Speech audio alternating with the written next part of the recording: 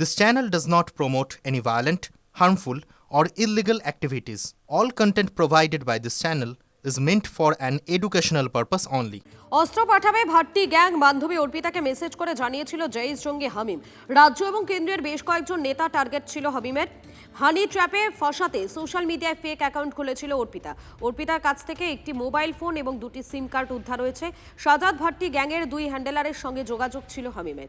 আবিদ ভাট এবং হামিদ নামের দুই হ্যান্ডেলার আইএসআই এজেন্ট সন্দেহ গোয়েন্দাদের। UEM Jaipur is a perfect target for prospective students aspiring for good jobs, good education with future-ready skills.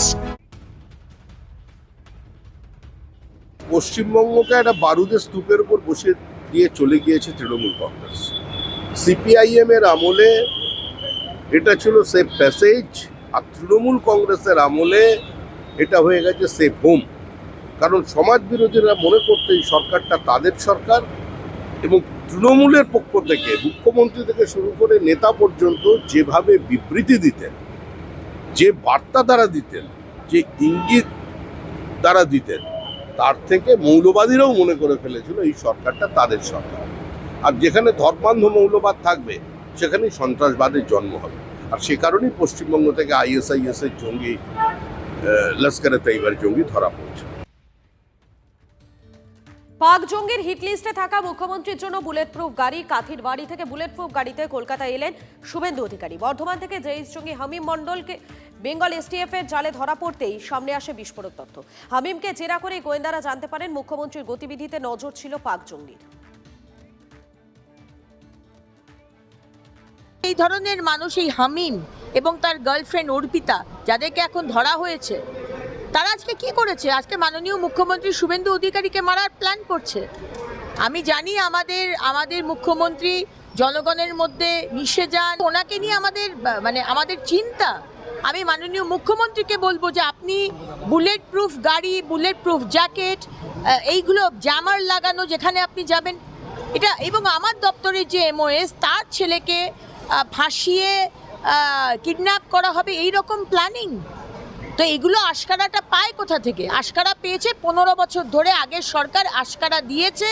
বাংলার 11 কোটি মানুষের সুরক্ষা তারা চিন্তা করেনি, ভারতবর্ষের 140 কোটি মানুষের সুরক্ষা চিন্তা করা হয়নি, তারা শুধু ভোট ব্যাংকের পলিটিক্স করে গেছে।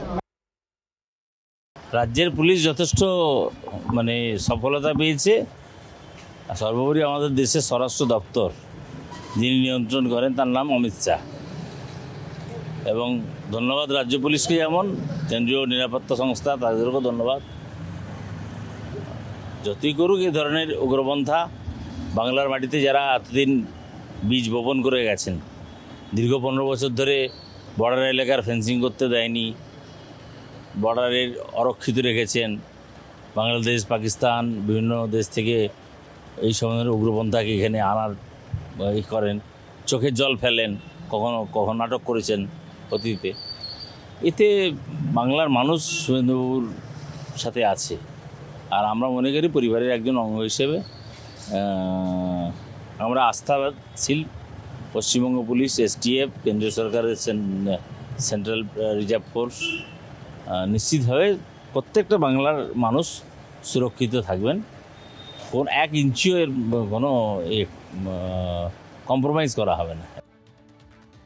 আমরা মুখ্যমন্ত্রীর জন্য যদি উদ্বিগ্ন হই, তাহলে আমরা পহেলগাঁওয়ের পর্যটকদের জন্য উদ্বিগ্ন, আমরা আমাদের ঘরের ছেলে যারা পুলিশ বা জওয়ান হিসেবে কাজ করছে তাদের জন্য উদ্বিগ্ন, সাধারণ মানুষ তাদের জন্য আমরা উদ্বিগ্ন।